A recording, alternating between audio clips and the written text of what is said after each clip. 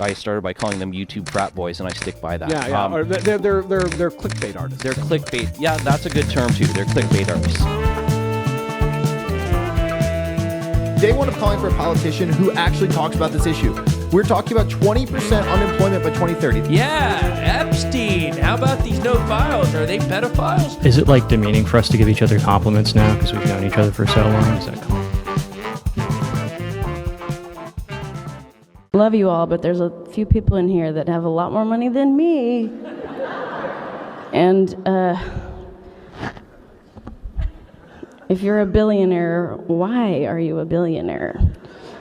No hate, but yeah, give your money away, shorties. Love you guys. Thank you so much. And ladies and gentlemen, that was one of the poorest people in the world. Billie Eilish, receiving an award at the Wall Street Journal magazine. We are the RocaNews crew. I am Max Frost. I'm Max Toohey. And I'm Billy Carney. And it's dark over here in my corner. Toohey, Billie Eilish is not a billionaire, but she did make not... She's not. I mean, so one thing we were going to talk about today that has fascinated us for a bit is how much money entertainers make today. I mean, it's staggering. And we're going to get into it in a couple different spheres. And we don't know... for many of them, how much money they make. They're not, executives at Fortune 500 companies. They're not owners of companies that, make huge public sales. So you don't know how much money they make, except sometimes. And in 2020, it was reported that Billie Eilish made $53 million that year. So she's not quite a billionaire. She makes a lot of money for us. Keep in mind, 2022, that was a year when people couldn't perform. Yeah. And performers make a lot of their money performing. So that was probably a down year. Yeah, I mean, she made $53 million. If you look at the amount some actors and musicians and athletes make, it's staggering. And I'm going to start it off. If you're wondering, why are they talking about this? It seems so random. We always talk about eat the rich, right? Well, not us per se, but a lot of people in our sphere. And there's no doubt that CEOs get paid a much higher rate per average worker at their company than they used to. Like, it peaked in, the early 2000s at, 400 to 1, and now it's closer to, 250 to 1 on average. But listen, they actually, compared to some top athletes, don't make that much money. We ranked by hand, if you took the 10 highest paid CEOs in the country, then the 10 highest paid athletes in just the U.S. last year, if you mixed those lists and made a new top 10, guess how many would be athletes, Billy? A top 10. One. 8. Oh, I meant CEOs. Oh, yeah, no, well, then you're close with 2. But 8 of the top 10 would be athletes. And to put some numbers to that, we're talking about over $100 million for 5 different athletes and how much they made last year. And some of the names are like, what? You have LeBron James, you have Steph Curry, you have Dak Prescott, you have Lionel Messi, and you have Juan Soto. Dak Prescott is making more than Tim Cook or Jamie Dimon to lead the Cowboys to 7 wins. Hey, he's been a great quarterback this year. That's actually a great stat. Dak Prescott is making more money than Tim Cook. Is that true? I mean, is that across everything, or is there something we're missing here? Okay, so here's the asterisk. Well, it's not like a big asterisk. It's just that the pay, especially of the tech CEOs, is super volatile. And some years they'll have massive stock compensation packages where they'll hit some objective or it'll vest or something like that, and then they'll have a huge windfall that year. But still, we're talking about this is across all Fortune 500 CEOs. So some of them could have had windfall years. Many of them did. Actually, the highest paid CEO last year, it's someone nobody's heard of. It's Axon's. It's like a tech defense company named Rick Wilson. He made $150 million last year. It's in the article, Billy, if you want to go over to that. But he... of which... Rick Smith. Only $40,000 of which was salary. Exactly. And the rest was stock. Exactly. And this gets to another point. This gets to the point of how millionaires and billionaires don't pay taxes, right? Right. Because here, $40,000 in salary, he's paying nothing in income tax. And then he gets paid in the stock. And then what they do is they take out loans against the stock. So then rather than when you have to pay back the loan, you get tax boosts essentially. So So it becomes a tax-free way of earning a lot of money. And always before we publish a piece, and sometimes whether this is talking to sources or just talking among ourselves, like, what are we missing? Are we missing anything here? Would someone read this and go, you're missing this obvious point? Like, what's the steel man counter argument? And I do think a lot of people would point out, okay, there are still, like, if you look at the billionaires list, celebrities are always like sniffing. They're like 18 celebrity billionaires, and they're all in like below 10 billion. And so, like, it's still dominated by capitalist, well, I guess they're all making money in a capitalist system, but you know what I mean? Like corporate executives, founders, et cetera. So I think that's one counter-argument, but I still think in terms of how much money the market deems Tim Cook is worth versus how much money Juan Soto is worth, I mean, that's wild that, like, Tim Cook and Satya Nadella at Microsoft and Sundar Pichai at Google, they're not making as much money as Steph Curry. It's insane. I mean, it gets to the point that you made in the article, though, about the physical, what they're doing, we can't do. Yeah. Whereas whether it's accurate or not, we certainly think that what Tim Cook is doing, we could do. Yeah. I'm not saying us specifically, but like the average response to this would be like, I think the way a lot of people rationalize this, like you laid out, we can dig more into this. Athletes, there's a finite number of people in the world who can shoot a ball like Steph Curry. Like, that's it. Like, there's just not that many. And then no matter how hard you try, no matter how many people do it, you're not going to be Steph Curry. Whereas how many people could get an MBA and an engineering degree and become the next Tim Cook? Totally. Another potential steel man here too is, as you said with the Forbes list, like all those guys at the top, and well, they're mostly guys, but women too. Yeah. They're all founders, right? Yeah. And like a founder is never going to take a salary because, Right. most of the time, most of their wealth is tied up in ownership. So like, maybe they're not showing up in a way that they would otherwise, be considered for this kind of list. And to be fair, I do make that point in the piece. I think if you scroll down a bit, I say, to be clear, something about like the majority of people who make extraordinary amounts of money found and build companies. Like, that's how most people make their, fortunes. And so I get that that's true. And the point of this article is not to make the case that, holy shit, guess what? You never knew this. Nobody found this. But the people who make the most money in the country are athletes or entertainers or singers. That's not the point. But Frost, back to what you're saying, I was like, why don't we care about Juan Soto? And I think that one of the arguments, is, well, we see what he can do.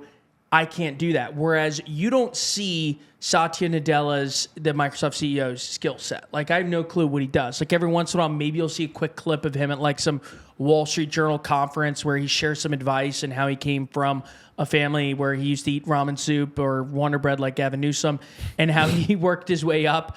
But like, you don't see him and how he can crunch. I mean, it's more of an intangible gift. It's less hidden. And like, when Taylor Swift makes literally $400 million in a year, whatever she made last year, some ungodly amount. I mean, the Eras Tour gross was in the billions, but her take home, people estimate, was in hundreds of millions.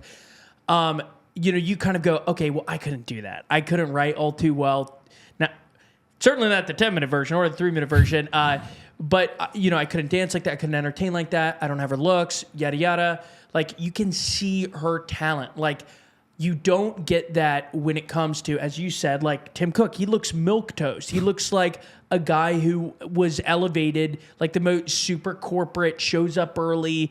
But like, is he really that smart? Tim Cook is an interesting example too, though, of I think the unique value. Again, a lot of people and the socialists in the crowd might lose their mind. Tim Cook's thing. The reason he became the CEO was because he did logistics. Yeah. And his background's in logistics, right? I didn't know that. And he that's what he studied. He had a background in engineering. Went to Auburn. He's got a very different background. He's not like a Harvard boarding, a Harvard elite type guy. But his whole thing was he helped tighten the supply chains to make the iPhone. And then when when Steve Jobs died, they needed somebody who had a good understanding of how Apple made all its products, especially with all its stuff around China and everything, and that's why he became the guy. So you got to imagine that when you think about it that way, how many people on Earth are able to manage a supply chain to build an iPhone? You know, like it's probably you probably do get to the point where it is like Steph Curry with shooting threes with someone like him. I mean that's a uniquely concrete thing. You know, same with some of these finance guys who make massive amounts of money. It's like some of them are just better than the rest at making money. Well, it's insane how many of the richest people in the country are hedge funders.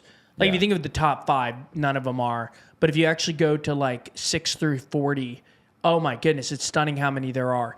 I would ask you guys this question. Can you think of anyone in the corporate world?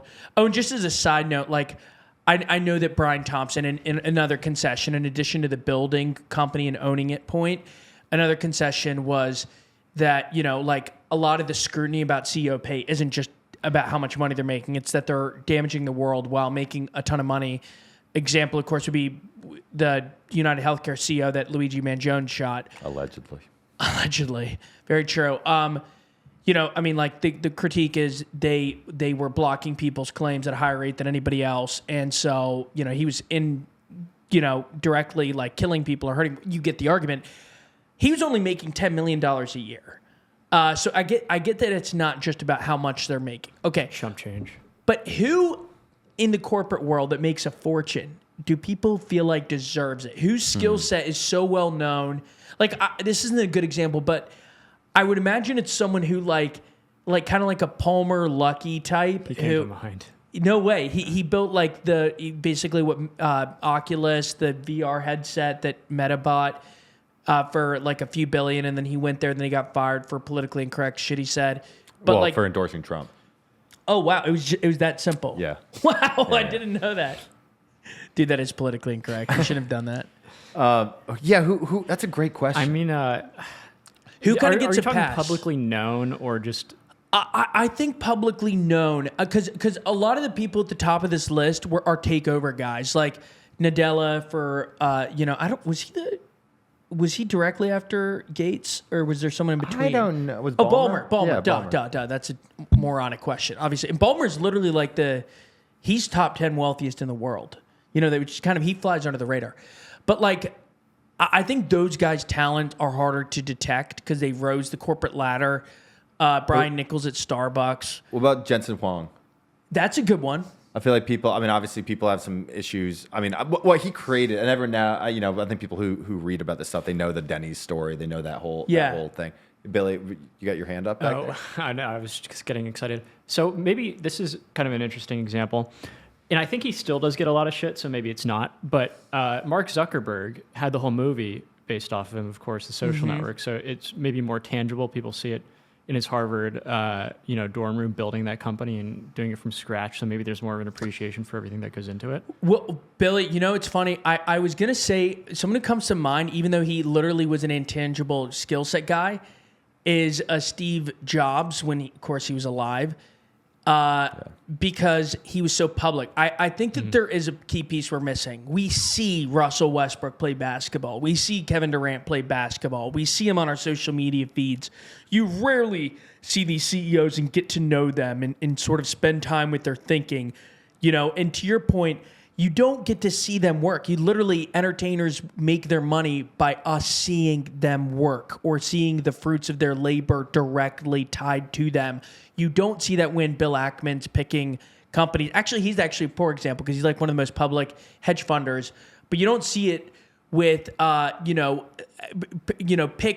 about Elon Musk? Elon Musk would be an interesting one. Elon Musk a decade ago would have come to mind here, but he's just so hated now that like another thing with him is like it's almost become I think a drug for him, like being seen as this. I think some people see him as like a god. He's done so much, obviously, but he also there was that controversy with that video game that I don't remember the name of. I don't know if you guys saw this. Oh yeah, where he paid someone to play for him. He paid someone to play for him, claimed to be the #1 player in the world at this video game. Or StarCraft, wasn't it? I think it was like a StarCraft, but it wasn't StarCraft. It's one of these games that there's no way you're going to be the #1 player if you have a job. Like it's a full-time job to play the game. What drives someone like him to do that? Like that's so unnecessary on so many levels. Well, who knows with him too? I mean, the thing about his companies. Now, I don't want to be that guy, but you know what people say? Like he didn't create Tesla. Yeah. Right. PayPal. He created X, but whatever it was called. Yeah. I think it was X. It was X. But Peter Thiel created PayPal. So maybe he's got a bit of a chip on his shoulder. I don't Yeah. know. He also comes from a family. He's got that horrible relationship with his dad and the whole thing. Like who really knows? But one thing that's really interesting here too. There's also the whole question. But I think what a lot of people who are listening to this, certainly on the left, what they would say is the issue is not even how much they pay; it's how much they make. It's their pay relative to the average worker. Yeah. But you make the point in this article that the pay of an NBA player relative to the average NBA worker is the same thing, which is all the more incredible when you think about obviously people would kill for a job in a place like an NBA organization, and yet the pay's not that good. Yeah, you see this all over. Like for the NBA, some of the league stars are making I gave this example of the opening night game of the Thunder and the Rockets. On the court for the Rockets, their combined salary is like $130 million. So per player, that's over $25 million. For the starting five. For the starting five, $25 million per player. For the Thunder, it was about $20 million per player. The league average salary is $13 million, and this isn't even including endorsements. If you compare that to the average worker, including ticket vendor, scout, front office assistant, marketing editor, video editor, all these different jobs in an organization, it comes out and it's very rough. There's so little reporting on this, it's shocking. A lot of this was done through random articles and just database searches, but they make roughly $60,000. Even if you went super generous and gave them $100,000, that's still a 130 to 1 ratio between the league's average salary and the average worker. And then if you go down to include endorsements, it's over 200. And if you lower 100K, because that's extremely generous, you can get up to 300. So all that to say, there may be a 300-to-1 ratio between the average NBA player and the average NBA worker, and you never hear people about this. And I know some people will be like, who cares? It's a small enclave. That's I bet that for hedge funds, it would be way higher, the ratio of average worker to fund manager. I bet you, and then when you get to the NFL, there are over 1,000 NFL players. There are 1,600 NFL players who are active, and they make an average of $3.2 million. With endorsements, it would go to $4 or $5 million. I mean, it's a huge gap, is what I'm saying. Yeah, here. Billy, can you scroll on this doc here? Because there's some interesting stats. Scroll up to the chart the two he had. This right here. Okay, so we've got a chart here, which unfortunately we're not able to show it right now. But 2025 estimated average Fortune 500 CEO, $19 million.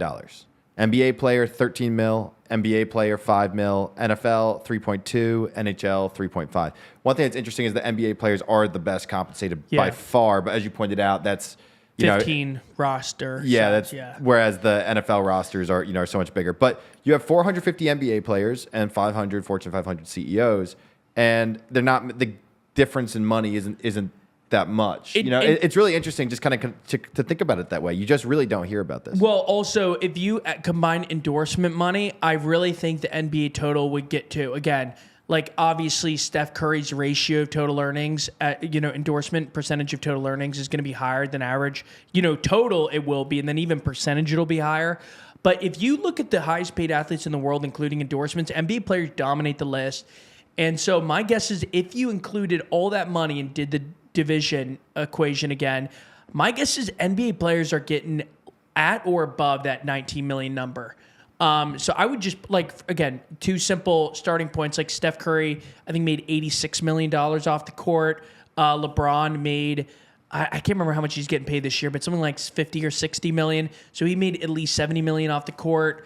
Long story short, NBA players get paid about as much as Fortune 500 CEOs, and there are about as many of them, and you never hear about it. And I guess the other point is we always put the spotlight on CEOs, but a lot of the companies you could argue do a lot of good, the iPhone in everyday life does a lot more for you than Juan Soto does. I know Tim Cook isn't building all the iPhones and doesn't deserve all the credit for that labor. I totally get that, but his strategic decisions affect, the ability, the creation, distribution, et cetera, of iPhones. And then all drug companies, they may do some bad, this and that, but they also, a lot of people take life-saving drugs. So I guess it's also maybe... but the point on this wasn't to say Fortune 500, back off of them. It's more why don't we ever talk about entertainers? And I want that point to come through, because I promise I'm not carrying water for a lot of this. If you listen to any of this show, we are not exactly standing for Fortune 500 CEOs. If you hear us talk about tech CEOs, if you hear us talk about defense CEOs, pharma CEOs, we are not here to say, lay off of them. Tim Cook's innocent. He's a great guy. It's more to say that, wow, entertainers get paid a shit ton of money. I agree. And one other thing, Suspense. I totally disagree. We should carry water. I think also, like, at least from my perspective, and for us as we try to build this company, like looking at people making a lot of money in the industry is like aspirational in a way, right? Like, say you're starting a company, you want to start a company, whatever, you want to climb the corporate ladder. It's kind of like cool to see people make so much money. At the same time, when you do see people make this much money, and also what I think we see more and more of these days are these like kind of pseudo monopolistic practices where like people are getting shut out. I mean, we talked about it yesterday on the show, like kind of this anti-competitiveness within AI, within everything else. Like, it makes that first part of climbing the ladder or founding a company seem more impossible. And as that disconnect grows, like, especially seeing the, like, compared to NBA players where you see the work, you don't, it becomes so easy to hate people, like CEOs and people who are making all this money in a cubicle. I'm very much of two minds on it. On the one hand, I'm kind of like, just imagine that, one day Roca is worth, $3 billion and we're each billionaires. And then someone's coming along and they're like, fuck you guys, you're evil. Well, the only way that we would get to the point of having that much whatever, I know some people would say you can't get to that point unless you do some horrible things. Let's just say, for the sake of argument, we get to that point just because we build the most successful nonpartisan news brand in the world. Mm-hmm. Let's just say we do it. And then people hate you for it. And it's like that to me, that's why the whole like the anti-billionaire thing on its own, that doesn't make any sense. Again, Taylor Swift's a billionaire because she had a wildly successful tour that changed, like, that was the most successful tour in history, right? And now she became a billionaire. So to hate her for that, when you, especially, let's take the idea, you've got like $999,999,999. You're fine. But the moment you become a billionaire, it's like, fuck you. Like you're a bad person. That to me doesn't make sense. Then on the other hand, though, when you think about this, like the gap between the amount of money, if you had $10 million, you would never have to worry about money. If you had $100 million, you'd really never have to worry about money. If you have $1 billion, I mean, there's no way to even make sense. I mean, you'd be flying around. I don't know where the thresholds are, but I think it's safe to say if you had $100 million from whatever you've done in your life, you will be flying on a private jet, and you will have unbelievable properties, and you will have your kids set, and their kids set, and their kids set. Well, I would just ask Billie Eilish, ask yourself, how did you make your money? You're going off on billionaires. She's worth conservatively, like the estimates online are total BS. It's one of those like net worth, celebritynetworth.com, and they'll have her at $50 million. Celebritynetworth.com is actually the most informed financial platform. They've audited Billie Eilish. She's conservatively, worth a couple $100 million. I think that's being extremely conservative. To be clear, I having done a lot of research for this piece and other pieces on the subject, like it is hard to find how much in performer made last year. So she's worth a couple hundred. Who's to say that's not too much? And how did you make your money? By, your brother helped and largely wrote most of your music.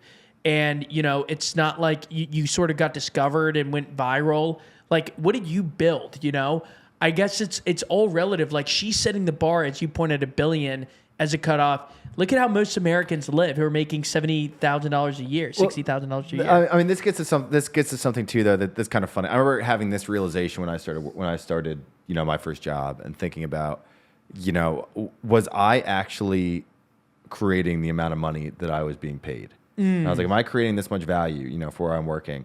And the answer is no, you're not. I mean, like the system around you, right? Like when you're hired, especially you're like a young person coming into a company or whatever, you are not creating the value. You are operating that machine. The machine has been built, and that's why the person above you or the person who, talk about why founders become billionaires, not the average people working at the company. Even Tim Cook, right? Tim Cook by now might be a billionaire. He is. But like, But you like know, two. But like a lot of these people, like JP or Jamie Dimon was like one of the only bankers of his generation to become a billionaire. Yeah. Right? Because typically it's not through pay. And the reason is because you are managing a machine. The people who built that machine are the ones who get the money. I'm not saying it's 100% justified, but some people like it easy. That like hit me up just at my first job. I was like, wow, I'm really creating all this. Not that I was making horrible money, but I was like, I'm creating this much value. And then in reality, no, like you're just this. And this is why AI is going to replace everyone's jobs, right? Because the company is just paying you what you have to do to essentially pull the levers. That Jetsons, they got George Jetson pressing the button just because they need someone to press the button.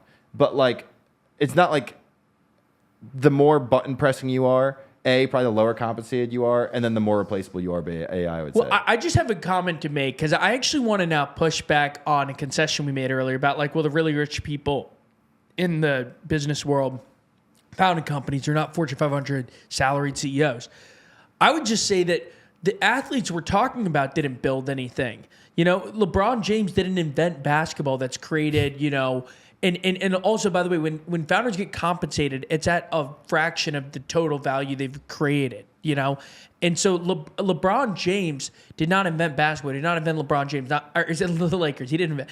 He didn't invent the Lakers. Same with Dak Prescott. Inherited basically. He became the starting quarterback. Obviously, worked his way up. Was good at Mississippi State. Gets drafted to the Cowboys, and sort of then becomes their franchise quarterback. What did he build, though? Like, the amount of risk he took, he's much more comparable to a replacement CEO at a huge company than he is to a founder, I would argue. I would disagree with that. I disagree, too. Like, entertainment's kind of a hard thing to quantify, right? But, like, he drives people to stadiums. Like, so many people want his jersey. Whether he built... you could get, like, esoteric and be like, he built the LeBron James style of basketball and, like, built this empire. He creates value. I'm not saying he doesn't create value. People shut in droves for him. But I'm not saying he doesn't create value. But I'm saying he's more. Nor am I saying that the Fortune 500 CEO doesn't create value. I'm saying that Dak Prescott is more comparable to a CEO than he is to a founder. I know that's. I'm not. Well, this is kind of playing devil's advocate, but like you think about the NFL, and at any given time, you have maybe 8 elite quarterbacks. Yeah.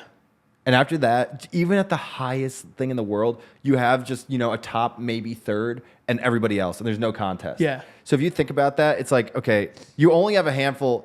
I mean, how many quarterbacks in the league are there right now who can draw people out to a stadium with excitement and sell those jerseys? And like, But I don't disagree with, and also like sports is meritocratic. Like with the exception of Bronny James, maybe a couple of, like it's rare that you have nepotism in sports, which is like an amazing thing. I mean, Steph Curry's dad played in the NBA, taught him how to play basketball early on, but at the end of the day, Steph Curry, tore through the NBA himself alone. Like maybe had trainers, this and that, but like you can clearly trace it to Steph Curry.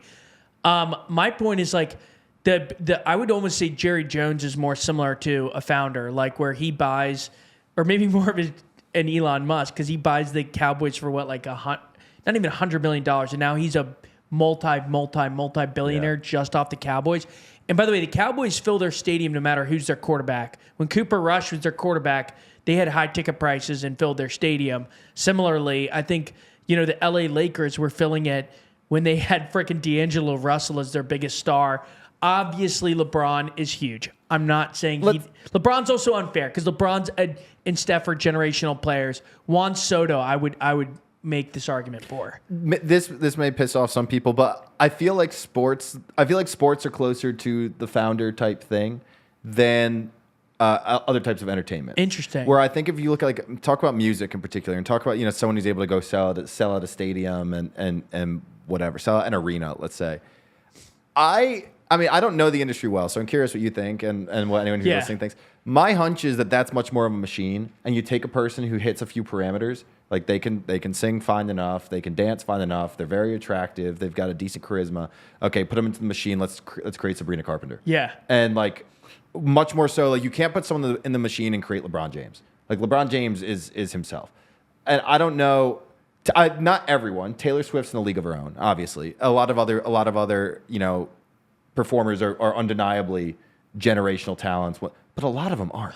Dude, is it a coincidence that three of, maybe this is like their PayPal mafia, but like if you look at the biggest women musicians today, Olivia Rodrigo is up there, Sabrina Carpenter's up there, and obviously Ariana Grande has a long time been up there, a little more dormant. My point with those three is they all came from the Disneyverse, right? I thought you were going to say Scooter Braun.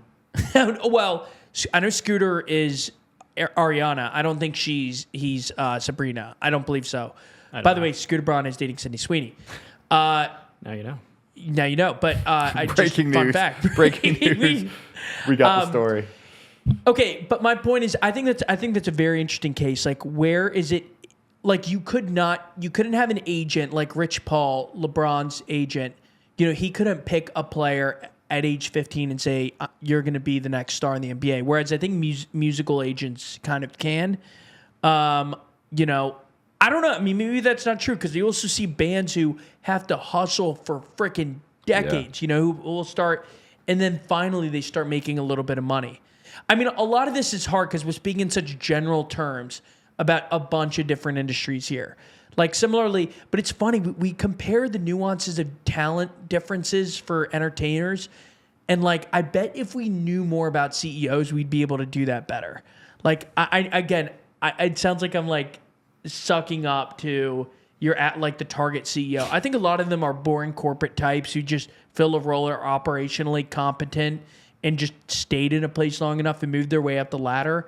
So maybe those people don't deserve the extra money, but I don't know. The interesting debate, I think. What do you guys think about Elon Musk and his $1 trillion pay package? Which I saw yesterday that one of the board directors and maybe even the chairman, I can't remember the position, said that if Elon doesn't get this $1 trillion package, there's a chance he's going to quit Tesla.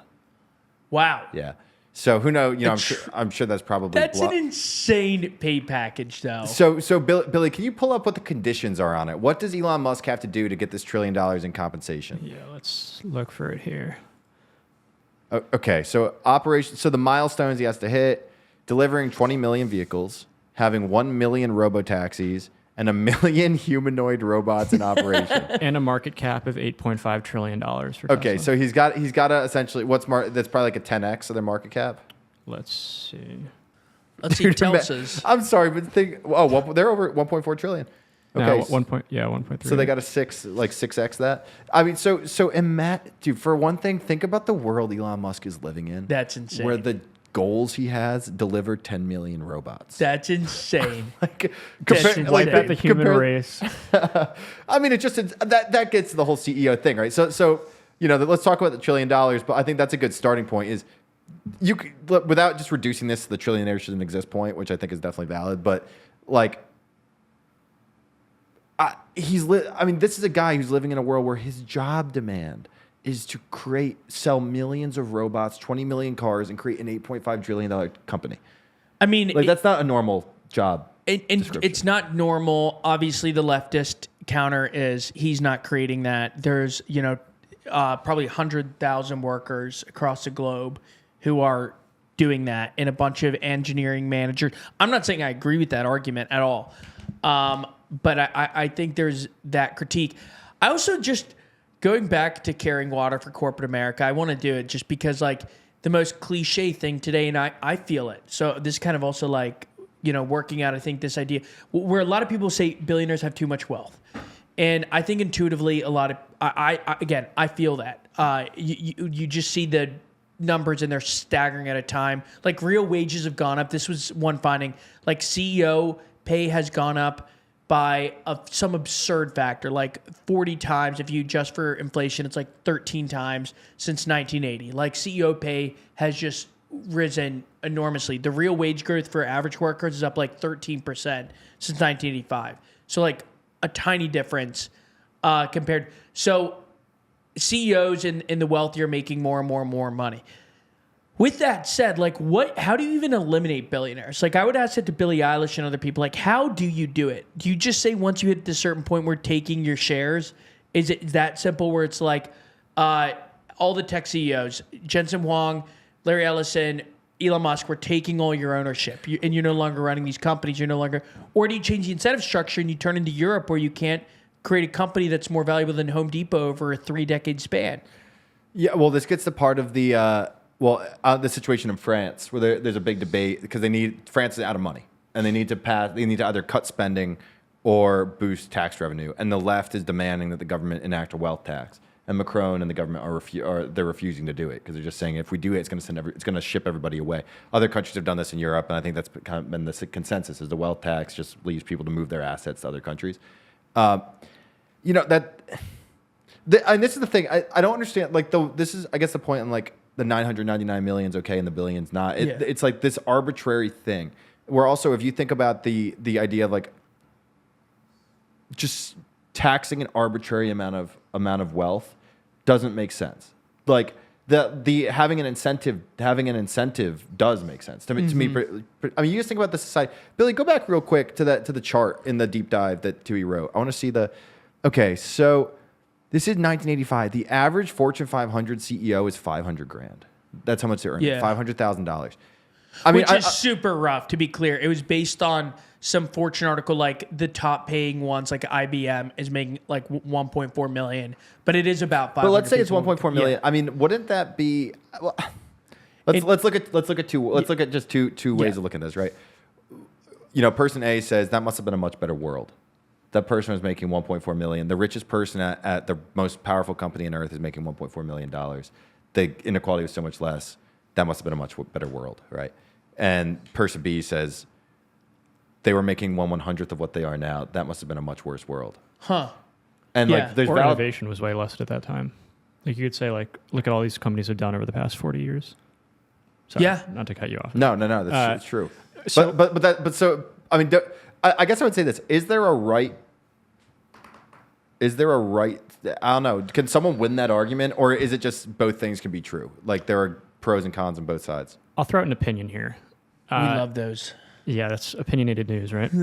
So, to me, it feels impossible to solve the problem of the government not having enough money by the government having more money because, like, that sounds silly, but I mean, has any government proven like a prudent spender of capital? Like, to me, not that I'm aware of. It doesn't seem like you can just. It seems like the incentive structure has to change, and like capitalism, for its flaws, has taken the world a long way in the past however many centuries. Pretty much every innovation comes from the private sector, at least in the U.S. I don't know if there's something called social capitalism or something like that, but to me, that like you're not going to fix it by taking money and enacting government spending programs that don't work over and over again. There needs to be some kind of incentive, some kind of social or other incentive for these companies to keep going. If there's not, then we're going to get exactly what you guys were just talking about. Elon Musk, instead of replacing just the bottom tier workers with AI, they'll replace every single one with AI, and you're just going to have an army of robots running every single company. This gets back to something. I mean, 100 years ago, and we've talked about this a lot. I can't remember if it's been on the show or just traveling on trips, but dude, when you go to like Pittsburgh, and even a bunch of the buildings built here in New York City, they were built by extremely wealthy people who felt attached to their city, their community, their country. So what did they do when they got money? They built things. Like Carnegie built these incredible libraries all over the place. They built parks. They built incredible things. They were extraordinarily wealthy, but they also felt a need to. Not even a need, a desire to take that wealth and invest it in their community and lift up their country and lift up the people around them. And you can say what you want. It's not like all the robber barons and all this were good people, but they built universities. Dude, Tim Cook's not starting a university. So I wrote a bit. I wrote in the intro today for the newsletter the fact that 8 of the top 10, if you combine the list, Fortune 500 highest paid athletes, 8 of the top 10 would be athletes. Someone responded immediately, and this is a really interesting point. He said almost exactly that, but he actually credited the athletes here. He says they do more for their communities, and that's one of the biggest differences. And so it is insane to think that athletes are making more money than the top CEOs in the country. Like, again, if you combine the Fortune 500 CEO list with highest paid athletes list, 8 of the top 10 would be athletes. Dak Prescott makes more than Tim Cook. It's a great line. With that said, athletes, in their defense, are investing more in their communities. Like, if you look at LeBron James in Akron. Even though I promise school has 8th graders failing those math tests and it's kind of falling behind and they've had like terrible leadership and all this, he's invested a ton in Akron. And when we went to meet the fire chief and different people in the community, they'll say, yeah, LeBron James is helping Akron.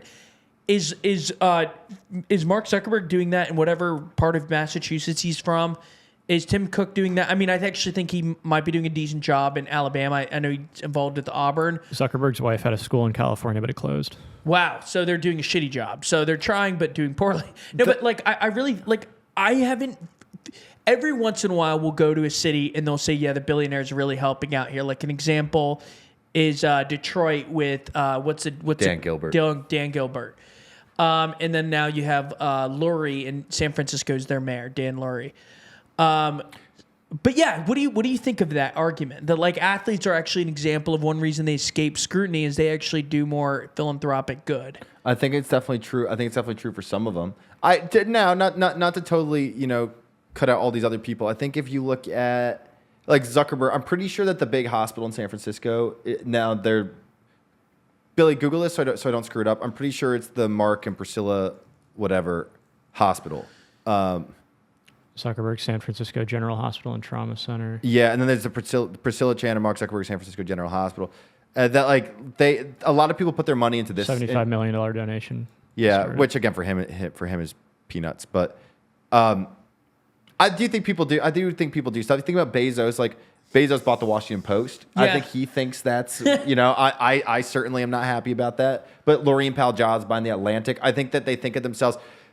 Again, dude, you know what I think it kind of is? It's this like global citizen idea. And it's less like, dude, if I were a billionaire, I would love nothing more than to go back to, Glens Falls and build some awesome facility. And in fact, we had one of the owners of the Red Sox is from my town. And what did he do when he sold a lot of his company and got really rich? He built a massive sporting facility in our town. And that's now where everyone goes. Jimmer Fredette went to my high school, right? He paid for all the stuff. He bought all the stuff for the team. But that's because they are affiliated with that town. And now you have these people who it's like Jeff Bezos. I mean, these people, I don't want to say they have like no country, but it is this extremely kind of like globalistic mindset of like, yeah, they're all over the world. Think about the circles they run in there. It's like French people, English people, American people. It's not like, yeah, I'm one of my hometown. But to your point, like just going back to this issue, think of how much of I do not get why billionaires aren't doing a PR job for themselves and beautifying the cities they're live in and the towns they're from. Like this, see, if billionaires have a terrible rap right now, and you could argue much of it's deserved, but they could help themselves so much if we could feel their philanthropy. Right now, you don't really feel their philanthropy. It's funny, by the way, someone requested this recently. It's a deep dive on Mackenzie Scott, Jeff Bezos' ex, where she's now like insanely philanthropic and her foundation gives away billions and they typically go to very left-wing causes. Like she gives away more money, I'm pretty sure, than Soros, or it's comparable. Don't hold me to that, but it's certainly a ton of money. I guess like why, given the insane scale of wealth, why isn't Larry Ellison's like philanthropy more felt? And to your point, maybe he thinks he's doing that with some of Doesn't he give a lot of money to IDF? Is that true? I think he's the number one private backer. He did give 1 year. I want to look that up. I keep seeing it. I don't know if it's true. I saw it 1 year. I think it was 2017 or something. Yep, 2017. He's given $26 million to the IDF. But look at that. In 2017, he gave 17 million because I mentioned that in the piece about shilling about the Israel. So okay. To be fair, that's 8 years. But okay, so that's where his money's going. But yeah, I mean, I don't know. I guess people have different causes. But like, why was it that? I mean, this is actually a really interesting question. Why did Carnegie build libraries all over? Hundreds. Look up, Billy. Look up how many libraries. Look up how many libraries Carnegie built. I mean, I will never forget this. Damn, 2,500 libraries. And they're still beautiful buildings. I mean, like it's not like gorgeous buildings. When we were in, what's it called, dude? Braddock, Pennsylvania, one of the most depressed places we've ever seen in our lives. It's where the first U.S. steel factory was. That was Carnegie who built that. And to take care of the people in the town, he built this massive library. And not just that, he built theaters, he built swimming pools. The whole idea was that if you worked at this factory, and you had this steel job, and then you also had a community that took care of you. And you see this all over Western Pennsylvania. That other town we went to, remember they had the big war memorial? It was put up by the like factory. Freedom, Pennsylvania or something. Yeah. And then also, like, remember all the... I know this is more corporate than individual, but like the Dow Chemical, Midland, maybe Michigan. Yeah, where company town still. everything was like the library, and it was all pretty gardens, library, schools funded by. But so why did Carnegie build this? Why did he build 2,500 libraries? Why did he feel the need to do this in a way that today you don't have? That's a great point. I mean,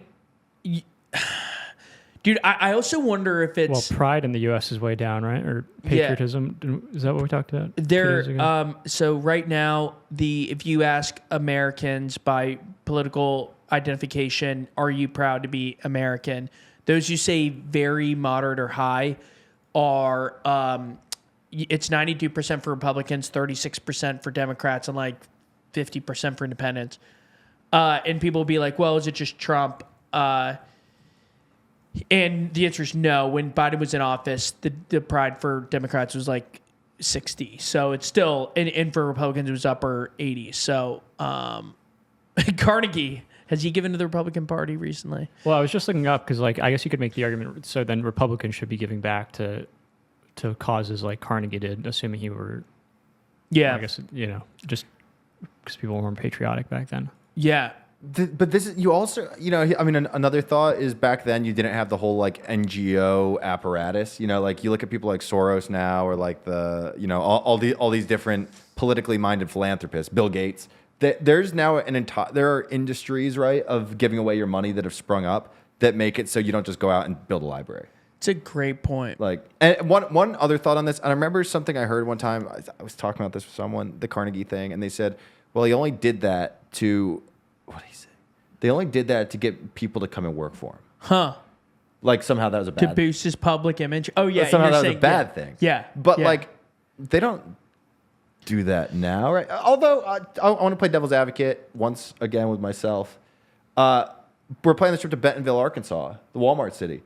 That's a city that I didn't realize this, but we've got a bunch of readers there, and they all keep writing in. It's utterly booming. Yeah. It's a beautiful place. Apparently, they have the largest collection of European art in the country is in Bentonville. Wow. And when they put the museum there, all the people in New York and stuff were pissed about it because they're saying like, why are they going to put it in Arkansas? No one in Arkansas is going to appreciate this. Wow. But they've turned it into a hub, and all these people have been writing in on the thing saying like, Bentonville is an amazing place to live, and it's because of them. Now, again, this gets back to why people hate billionaires, though. They own Walmart. Their money owns Walmart. The Walton family is the wealthiest family on earth, I believe. I mean, this is an episode where we're working stuff out. I mean, this is more like finding new questions to ask. Because like another thing is, I also wonder if the shareholder model has just made it so much more difficult. Because I imagine the mechanism through which some of the people used to give money was a lot more like, take my wealth from company and give it here, whatever it is. And now everything's so scrutinized, and there's so much corporate governance, and there's so many shareholder pressures, and everything's so visible. Like the transparency-ometer is so high at a lot of public companies where that would be hard to pull off. Or maybe it's not even the shareholder governance aspect, but I imagine it was just easier to do stuff. I was about to say that too. I think that's a great point. Henry Ford, like part of his thing was he wanted to give back.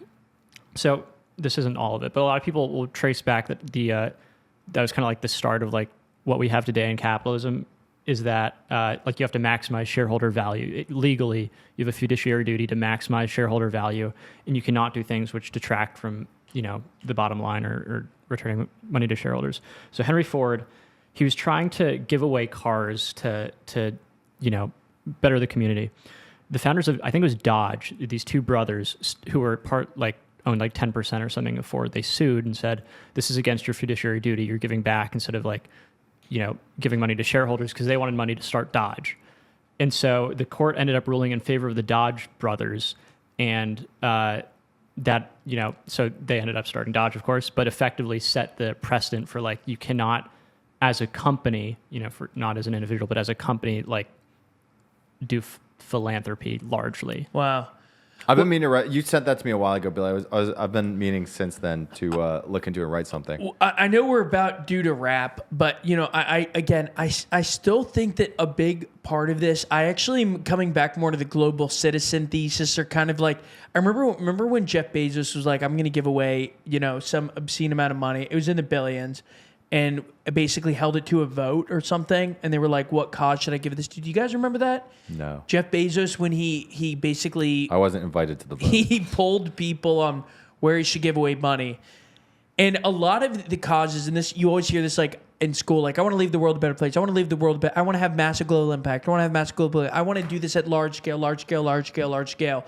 And that's the obsession of everyone has, is how can I do something like tweak a dial at a really large scale on homelessness, on access to clean water. I'm not saying these are bad things, but they're certainly less community focused, it seems, than like a lot of the older billionaires, or even that like Medici, in Florence. Take care of your community, beautify your city, and share some of your wealth with the people around you. Whereas now it was like to National Homeless Campaign. And where's that money going to go? It's not going to be Venmoed to a bunch of homeless people's pockets. It's going to go to a bunch of big nonprofits. That would be hilarious, a mass Venmo. They get it from Jeff Bezos. $20 has arrived from @Jeff Bezos. But like, I think everyone's so focused on mass scale stuff. Last thing I'll say is, someone called out Miss Rachel, the new teacher, because she was talking about like billionaires shouldn't exist. And she's like, people are still starving. And they did point out, like, this is the Arthur Brooks argument, like the rise of billionaires in the last like 70 years has coincided with the decline of global starvation. So like the idea that there are more starving people isn't true. I think the better argument is that a lot of middle class people haven't gotten much better off in America, and lower class people, like a lot of people, are in poverty in America, like a fifth. So I think it's less than a fifth, but like 15. Yeah, I don't know. I don't know what the number is, but I mean, I think that is the point.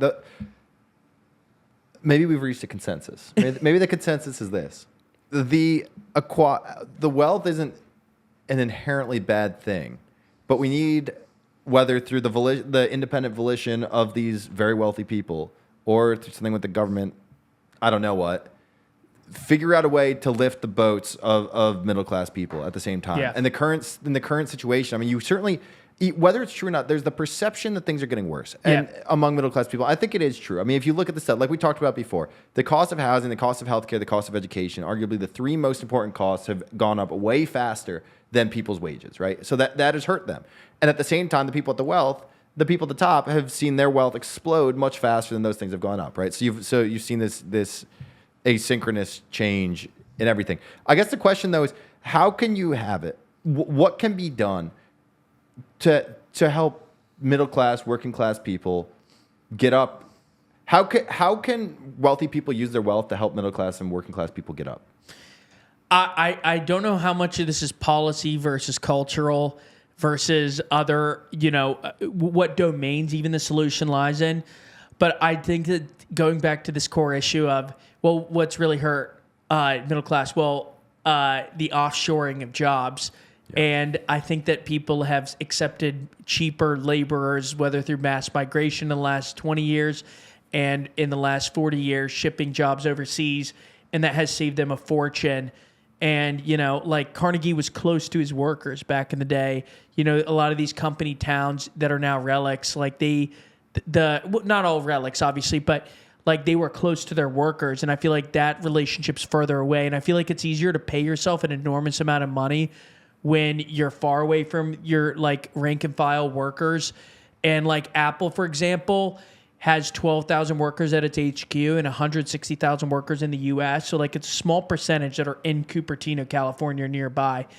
And then obviously many, many, many, many more involved in the supply chain overseas. All that to say, I think that's a lot of the problem is like we've sent a lot of quality jobs elsewhere. And they couldn't have that wealth without having done that. Tim Cook could not have his level of wealth if these iPhones were being made in America. Boom. So this is the inherent tension. We finally have we discovered the truth, which any leftist watching this show has been like, I knew it. Though. I also think tech scales in a way that allows... Isn't that Trump's like thing? All right, sorry. Well, I was just going to say, I think tech scales in a way that allows for extreme wealth in a short period of time without making a ton of wealth for a lot of people. I think that's like a unique thing where Like you can build a company. We've seen this in startup world. We know people now who've made a freaking fortune over 10 years. And no, it's not easy to build companies. And I think a lot of the critics are people who've never built anything. Yeah. And I don't mean to be like, we don't deserve some, medal of honor, but I think there's something to the idea that critics are often people who don't have any idea the risk, the emotional, the professional, all social tools of like starting something and building it from scratch and creating value. But with that said, like the tech allows you to do that with so much less, I guess, effort and number of people that I don't know. I think there's something to like tech complicating this. But free PR advice for billionaires, for all the billionaires watching this. If you want to have better approval rating in the U.S., if you want people to stop going after the oligarchs and how billionaires are stealing from everyday people and communities and ravaging the country, stop sending jobs overseas and also start investing in your communities like Carnegie, who built over 1,000 libraries in the U.S., 2,500 libraries worldwide, and basically elevated the everyday lives of American people and workers. And send you some money, right? So you say nice things. Yes. Yes. Yeah. That's Qatar. Okay, yeah. so, I mean, just real quick, Billy, because you just mentioned him a second ago, Trump. Dude, that's why the Trump phenomenon is so interesting. Because I think at its core, this whole idea of reindustrializing the country, as much as they want to say Trump is owned by the billionaires, dude, the billionaires do not want to reindustrialize the country. The billionaires, these companies, they have become so wealthy because they've deindustrialized the country. Like, Yeah. That's just true. So the idea that, and then same with the tariffs, the idea that billionaires want tariffs, no. Like again, it's through free trade that a lot of people have become so wealthy. Immigration, same thing. Billionaires do not want him to crack down immigration. So the whole narrative that Trump is owned by billionaires falls apart at those points. Now, on the other hand, there are so many points you can put up to say, this helps the wealthy, this helps the wealthy, this helps the wealthy. And that's a whole argument we can get into later. But I think the fundamental thing driving him, and again, this is why we know this is. If you just read the New York Times, you would think every like rural Republican or working class Republican who voted for Trump is an absolute idiot. Yeah. And they don't understand what he believes, and they don't understand this, and they don't understand he sold out this. And they're just wrong. You go out and you talk. Think about that guy. One of the first conversations we ever did on the road was the guy outside of Erie, Pennsylvania, former union worker who was out campaigning for Trump. This guy, a very smart dude. We had a great conversation with him. He had a Trump mannequin on his pickup truck. He was out registering people to vote. Dude, he understood the whole thing 110%. Totally. And he was 100% behind Trump. And like, I'm not saying that that's like Trump is the answer to the working class at all, especially with this big tech AI stuff. Like, there's so many holes you could put in that argument. That being said, on the sole point of bringing manufacturing back to America and reducing competition for American workers, like, I don't really know how you could say Trump is owned by the wealthy on those points. I really don't. Yeah. Like, other stuff, taxation, tech, many places where you could say it's wealthy. On the point of industrialization and immigration, I don't see it. I really don't. Yeah. It's funny. I think tying this back to the Rust Belt is actually like, not even Rust Belt, but these issues that I think are epitomized in the Rust Belt is like fascinating. Where I think like a lot of the resentment toward billionaires is, wages have gone up by a tiny bit, and you guys are winning so much in a country that's created more wealth than any other in a 40-year span ever. And like, it'd be nice if we got some of that. I think it's what a lot of people are saying. I got just one last point. Billie Eilish. No, dude, the thing about the Rust Belt, though, and just to play devil's advocate back to the point from earlier, dude, the idea, the billionaires are not in steel. Like when you, like, to your point, like it's tech, it's Walmart, it's Amazon, it's Apple. So the idea that the billionaires deindustrialized the company and then became billionaires kind of falls apart. Because again, it's not like the U.S. Steel. You're not sitting here like, oh God, the U.S. Steel guy. Like, no one even know it. Like, he's not relevant in the scheme of vast wealth of what we're talking about with these tech people. But that's where I guess Wall Street. You could say Wall Street took the wealth for themselves, right? Because they did this. They divvied it up. They sold it up. The private equity, the this and the that. Well, tech's not hiring people, but they are taking the place of jobs. Yeah. Like you're creating tech in order to, take OpenAI for example, like, or not OpenAI. All right, any AI platform, right? It is being made to do tasks that take the place of other jobs. Like your AI sales tool, for instance, you're taking the place of sales jobs. Yeah. Like you're not hiring them. But what about like you're what about replacing them. manufacturing? Well, I was gonna say though that I think Billy makes a good point that like some of these tech companies are like eating up the economy, you know, like the way offices are run now. It's more, I think the other part is like a lot of these tech companies do manufacture, but they, like, I wonder, for example, how many of the workers building Amazon's data centers were immigrants. I wonder how many H-1B employees are, you know, building the technology that like could go to American workers. I'm not saying all of them. And then finally, Frost, I know you're going to have a great comeback, but a lot of the hardware in manufacturing is taking place overseas for like Apple and Microsoft. But I would say production of the iPhone did not put let's look at Eastern Ohio, Yeah. right? There's that pottery town that's now desolate. That wasn't because of the iPhone. That's true. You know, and again, there's not like to me, if there's a billionaire who's made his money by shipping all the pottery jobs off to China, like I've not heard of him. But dude, on the H-1B point, Yeah. dude, the people who are losing their jobs to H-1B competition are probably the most like pro. You know, we're talking about like highly educated computer engineers. Cal Berkeley. Yeah. They are probably some of the most liberal pro-immigration people on the planet. So on that note, we could go on. We should talk about the H-1B. Dude, we should get a fourth voice in the room here. Yeah. For a little H-1B back and forth. That would be great. And with that, thank you very much for tuning into our first hour plus episode. Subscribe. Let's go. Subscribe, baby.